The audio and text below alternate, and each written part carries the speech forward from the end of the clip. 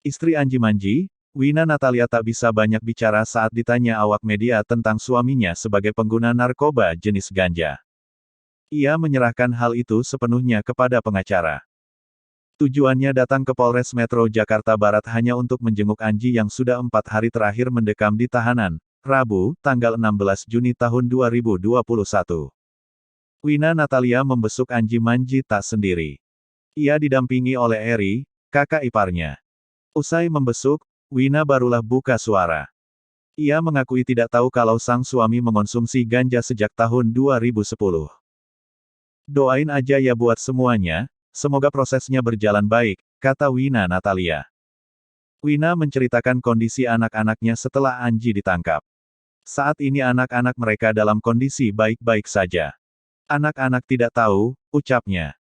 Wina mengakui dirinya tidak menceritakan yang sebenar-benarnya mengenai Anji kepada anak-anaknya. Anak-anak tahu ayahnya kerja, ungkapnya.